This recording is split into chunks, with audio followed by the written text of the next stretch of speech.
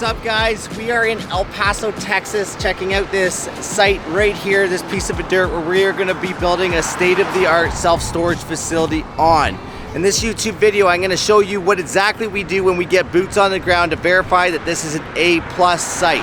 All right, so before, make sure that you like, subscribe, and share this to all your friends so I can help them just like I'm about to help you. Let's go.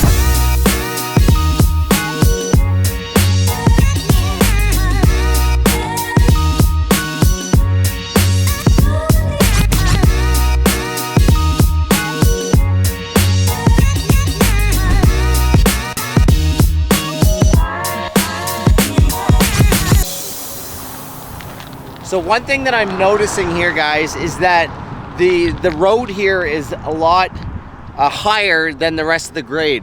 So again, this is a really tough thing to get perspective on without getting surveys and stuff, which we are in the pipeline of getting it done. But just knowing this now, we got to bring this whole site up, likely 3 feet. So how are we going to do that? We're going to have to put a pond in, so we'll be able to use a lot of that soil.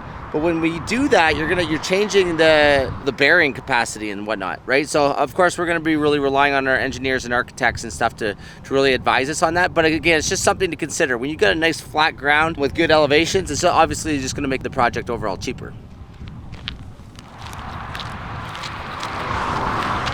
One thing I'm noticing right now is the amount of traffic that's coming by. I mean, it is a holiday, so it's a Sunday, so it's a really bad example of what is the actual traffic count. It's actually the worst day, right? Sunday on a long weekend, it's definitely going to be quieter, especially where we are right now. But a few things that we're looking at, okay? Of course, across the street, this is all new construction. Right over here, you can see there's a concrete wall. Okay, that's a brand new school going in here. And then right at this intersection, there's for sale signs everywhere for new construction development. Again, this is all things leading that this is the next area that's going to really blow up and get developed. We were just actually back at the intersection, just a couple streets over. And when we were looking at this site, that whole intersection wasn't developed. There wasn't a Walmart and a McDonald's and gas stations there, right? So I'm really glad that we did put boots on the ground. This shows me that there is a lot of infrastructure, a lot of development, a lot of building, and a lot of people coming into this area. So again, these are things that we like to see. Good thing I got my safety sandals on. Oh, those frickin' burrs. Oh. Yeah. Look at the burrs. Holy shit. All right, we're down in, actually on the site where we are right now. But one of the biggest challenges I feel that we're gonna have, and one of the major expenses that we're gonna have to really factor for, is the elevation. We are 6 feet below that road. That means that this entire site is gonna have to come up. So I mean, it's totally possible that this is a deal breaker, right? And these are just things that you don't know until you get boots on the ground. Hey, look at this. It's a hatching of baseballs. There's obviously a mother baseball around here. Look. That, why would that be here? What else we got? Not exactly what I wanted to see, to be honest. But again, that's why you come out here and you actually do put boots in the ground, because this is going to be a $12 million development project cost to get this thing built.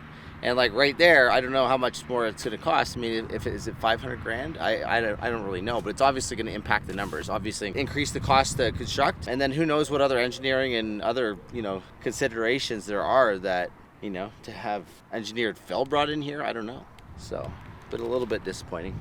But nonetheless, if real estate and development was easy, everybody would be doing it, right? I mean, this is the type of work and effort you need to put in place. And realistically, this could happen to us 5 times and we lose a whole bunch of money. And then obviously then the 6th one is the one that works. So, but you just got to keep pounding the pavement. We flew from friggin' Canada to get here, right? And this is what we find. At least we found it, right? At least we found it. Okay, so how expensive would it be back in Canada to do a development like this here in El Paso? When you compare land values here in Texas to land values in Canada, they're really not comparable. I'm at a 5-acre site where we're looking to develop a state-of-the-art self-storage facility, 80,000 net rentable square feet. This same site that we've got tied up for $575,000 would be $7.5 million in Barrie, Ontario, Canada, right? That immediately takes out all the profit in the deal. And that's why we're not developing in Canada and why we are developing in here. It's to ensure that we can execute on the strategy with a good profit margin in mind to make sure that we can protect ourselves and our investors.